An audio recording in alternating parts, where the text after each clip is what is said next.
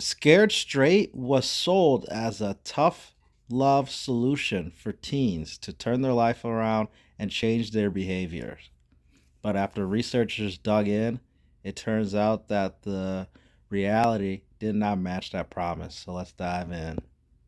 Beyond Scared Straight is easily one of the most controversial shows in history. Parents of troubled youth pay for their children to tour the inside of a prison or county jail so they can be exposed to the dark reality of life behind bars. When they arrive, they meet with real inmates who strike fear into them with threats, with the goal being to prevent today's teenagers from becoming tomorrow's prisoners. But their exposure therapy techniques are definitely questionable. What is wrong with you, dog? Chill out. You are starting in the wrong way. This Kool-Aid, we put this on just like you. Lick your lips. Now stick your hand in that Kool-Aid.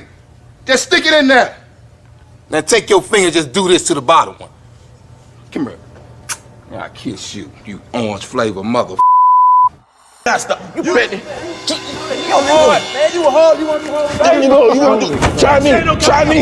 Yeah, try me. I want you to try me. I want you to try me. Try. Now, there's no doubt that the show is entertaining and has given us some pretty hilarious moments over the years. However, our entertainment is at the expense of children's suffering. And the craziest part is, it has been proven on multiple occasions that Scared Straight doesn't work. In fact, it might actually increase their chances of becoming lifelong criminals.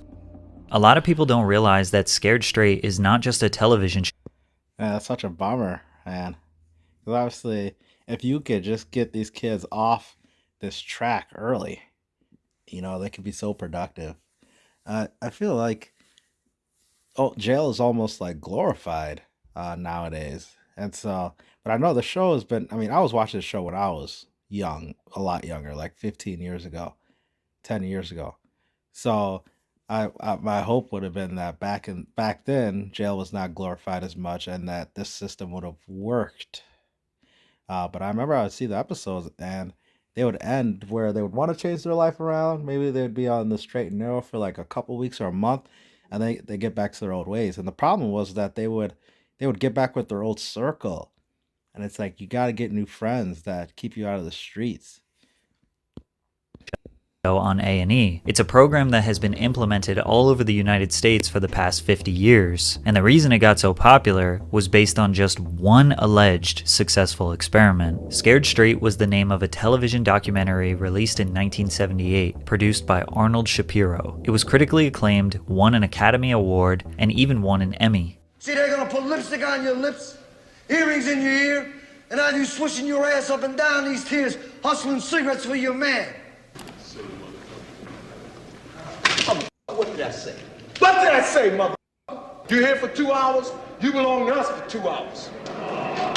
The film documented youth offenders who visited Rahway State Prison in New Jersey. They met with inmates with the goal of being so scared of going to prison that they went on to live a straight or crime-free life. The documentary claimed that 80 to 90% of the 8,000 children who visited Rahway's program would go on to remain law-abiding citizens afterwards. The popularity and surprisingly positive results led to more than 30 states rapidly implementing the program. No further questions were asked. Jails and prisons all over the country saw one documentary and thought they had a solution to all of their youth offender problems. The program's validity was immediately questioned by juvenile delinquency professionals, but that didn't stop it from becoming popular. The original documentary was followed by Scared Straight, Another Story in 1980, also produced by Arnold Shapiro. This one That's a very valid point right there where you said no questions were asked. Like you can't just copy paste, copy paste, copy paste. You have to look in and see what variables played and everything like that is so nuanced and multifaceted, and you gotta kind of account for all those variables. And it's not just like, oh, we worked in this city with these group of people, so it's gonna work nationwide, and with every group of people. And so, if you enjoy video breakdowns like this, hit that like button so I know to break down more like this. was just a dramatic film. The subjects were actors who did scripted reenactments of their petty crimes, which led them to entering the Scared Straight program, being screamed at, and then feeling reformed after a couple overnights in the prison. Then in 1987, Scared Straight 10 years later aired. I'll be your host for Scared Straight 10 years later. A fascinating update on what's happened to the kids and the convicts filmed a decade ago. what I steal, I need and I want. It's embarrassing. 10 years ago, yeah, I did that. I did that to look good.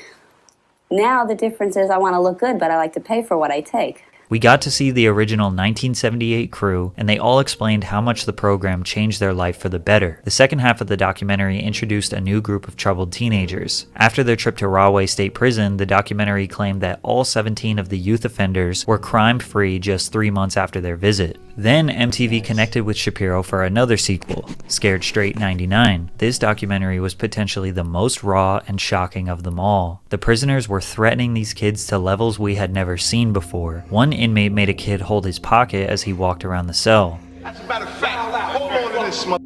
Hold on to my mother. Crack white. Don't get killed, mother. And you walk with me, mother.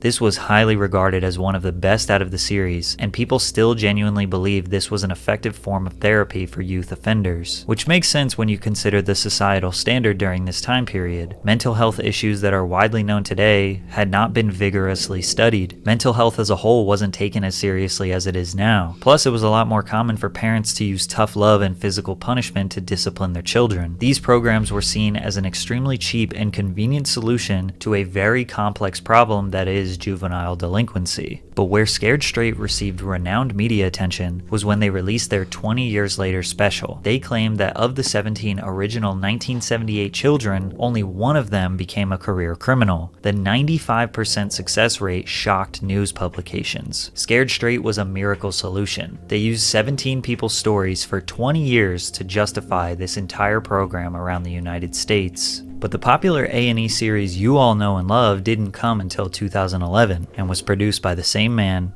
Arnold Shapiro. By the time most of us became aware of Scared Straight, it had already been a well-seasoned program all over the United States for 30 plus years. Beyond Scared Straight was a TV show that documented the experiences of troubled children as they embarked on a forced tour of a maximum security prison or jail. During the tours, inmates and officers would go to the greatest lengths, screaming, locking them in cells, putting lipstick on them, roughing them up, anything they could do to shock the children and make them terrified of going to prison in hopes that it would steer them clear of a life of crime.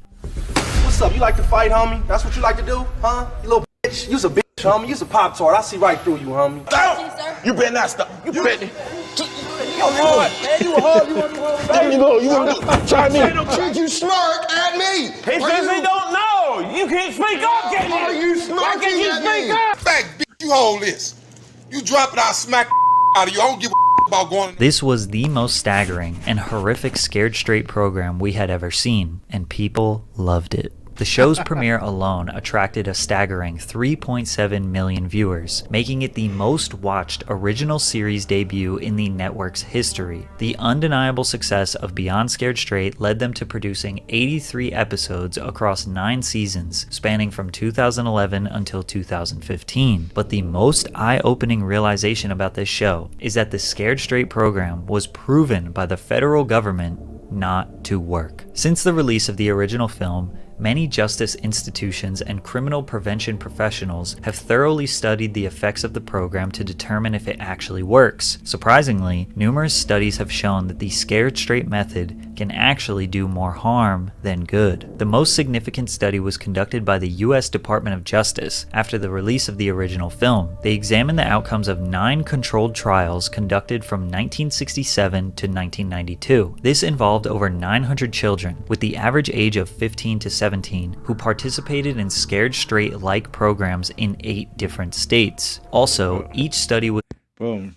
See, that's how you run a study. With all those details and all those controlled factors and a huge participation pool as well. That's how you do it right there. But of course, the show doesn't care about that. They don't care about actual results. They just saw that 3.7 million viewers or whatever. They saw those eyeballs and those viewerships, and they were like, okay, well, we're just going to keep going because it's going to make us money, and we're going to be able to run this for season after season after seasons for years upon years upon years. conducted by a different research team. Every one of these studies also had a control group that did not attend a Scared Straight program, so they were comparing youth offenders who went to Scared Straight versus youth offenders who didn't attend one, and measured their likeliness to become a reoffender. The study found no evidence to support the effectiveness of Scared Straight in similar programs. In fact, all analysis showed that involvement in these programs increased measures of crime and delinquency. In nearly every one of the 9 studies, the group who went to Scared Straight had a higher rate of reoffense than the group who didn't go. After this comprehensive study was published, many others were conducted with different test subjects, different age groups, and different crimes. Many of the studies would produce very similar results. In 1997, University of Maryland researchers completed a report for Congress on the evidence for various crime prevention strategies. The researchers had no problem listing Scared Straight as one of the programs that doesn't work. To make things worse, these programs could potentially violate federal law. In 2002, which was 9 years before the first A&E episode aired, the Office of Juvenile Justice and Delinquency Prevention in Washington informed all states that Scared Straight programs or similar programs may violate the separation requirement of the JJDP Act. According to the act, it is mandatory that juvenile offenders and non-offenders should not be detained or confined in any institution where they may have sight or sound contact with adult offenders. In short, it's illegal to have kids in jail with adults, which makes this clip even harder to watch. A terrified 9-year-old boy dangled like a raw piece of meat in front of a pack of prisoners. Yeah, that's too far. Like a 9 years old is way too young to be like, oh, this kid is gonna be in the streets, so we need to send him to Scared Straight. Like a 9-year-old, whatever behaviors a 9-year-old has, that could be corrected very, very easily in the home. That doesn't need something as extreme as Scared Straight. So when I think of Scared Straight, I think of like 16, 17 years old. They've been wilding for a long time. The parents have tried a bunch of different things, and they are really, really close to getting to adulthood where they're going to be locked up for real. But 9, come on, man. You got to be able to handle your 9-year-old. His crime, stealing pocket change from his mom and lying. I think we can all agree that traumatizing a child to this degree for stealing pocket change is insane. Then filming it, editing it, and putting it out into the world is next level. One time they even showed these children a body and described to them what their parents would experience if they go to jail and die while on the inside. These programs typically break these children down. They start crying, are mortified, and just want to go home. But the sad part is, their home life is probably rough as well. On the surface, the concept behind these Scared Straight programs makes sense. Troubled kids are so afraid of prison that they change their ways to avoid such a dark future. However, there are multiple examples that say otherwise. Toby Johnson. I mean, yeah, for sure. Because like even the entire idea of people committing crimes, they already know that the consequences is going to jail. So that fear or that reality is already looming over them, and they still make those decisions anyway. So clearly, just the fear of jail in itself is not enough for to scare people away. It's not enough of a deterrent for people to not commit crimes. And what's even more reaffirming of this fact is you look at states that have the death penalty. Like those states, like a lot of the states down south and stuff like that, maybe Florida or whatever, they still have a lot of murder. And so a lot of murder one. They have a big drill scene. They have a lot of gang activity. So like these people are killing even though they know that a premeditated murder can warrant the death penalty, and they're still doing it. So if they're not even fearing capital punishment, then they're not going to fear, this program. This program's not going to work long term. Was first featured on the show on season 3, episode 13. He was quiet and didn't show any emotion. The guards tried to break him down and make him feel bad about his choices, but he didn't budge. At the end, when the parents reunite with the children, Toby's mother didn't show up. 8 months later, Toby was featured on the show again. This time, he was an inmate. He was incarcerated for allegations of assaulting his mom. He got out 2 years later on parole, but sadly, continued a life of crime. He was arrested multiple times on meth and gun charges, but the most recent one was the worst of them all. In August of 2020, he was arrested for imprisoning a 25-year-old woman and making threats of harm, with Johnson forcefully grabbing the victim by the throat, choking her, and violently throwing her to the ground. The aggression continued with it, even going as far as Toby threatening her with a knife. Law enforcement would report visible signs of bruising on the victim's neck. I think it's pretty obvious that Scared Straight had no positive effect on Toby whatsoever. Franklin Morris made his premiere on A&E in 2012. At the time of filming, he was living in Baltimore with his mother, Dana. In an emotional episode, Dana revealed the extent of Franklin's school suspensions, stating that she couldn't even begin to give a precise number. Franklin himself shared a nonchalant attitude towards his mother's concern, saying, "My mother says I'm either going to end up dead or in jail. I really don't pay no mind." At the young age of 14, Franklin participated in the program, already having convictions for gambling and Yeah, because kids have this like mentality that they're invincible and that will never happen to me. So when you tell them you're gonna end up dead or in jail, I mean that's stuff that people have been saying for the longest, and it never breaks through because they always just have this idea that that'll never happen to me. I'm gonna live forever, and they just have this idea of being invincible. It's not until you get older when you realize how fragile life is, and how short life is, and how there is a lot of times where just stuff happens to you that's out of your control. vandalism. One of the incidents that landed Franklin a spot on the show saw Franklin and his friends wreak havoc in a store, knocking items off the shelves and vandalizing a local shop. Years after his time on the show, Franklin Morris became one of 3 teenagers who met a grim fate near a playground in North Baltimore. Alongside a 19-year-old and a 17-year-old, Franklin was found shot in the head and pronounced dead at the scene. What I thought about going to the jail was, it really was no big deal.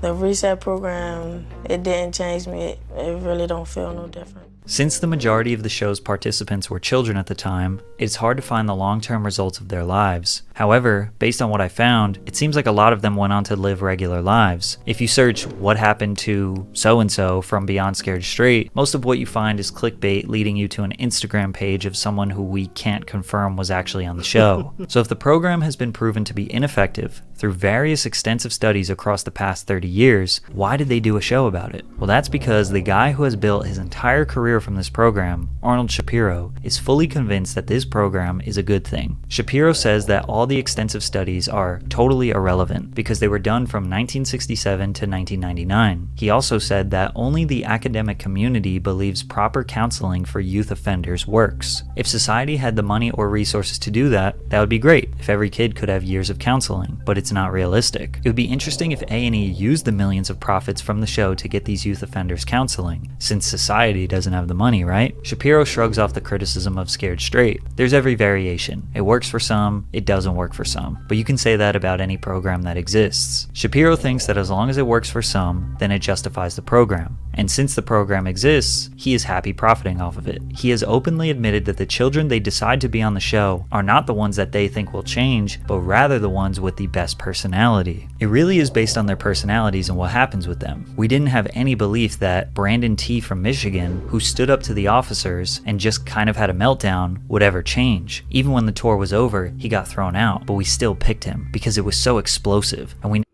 Yeah, exactly. So he's cherry picking who to pick for entertainment, shock value, and for ratings and views. So it's not because he actually wants to change any of the people's lives.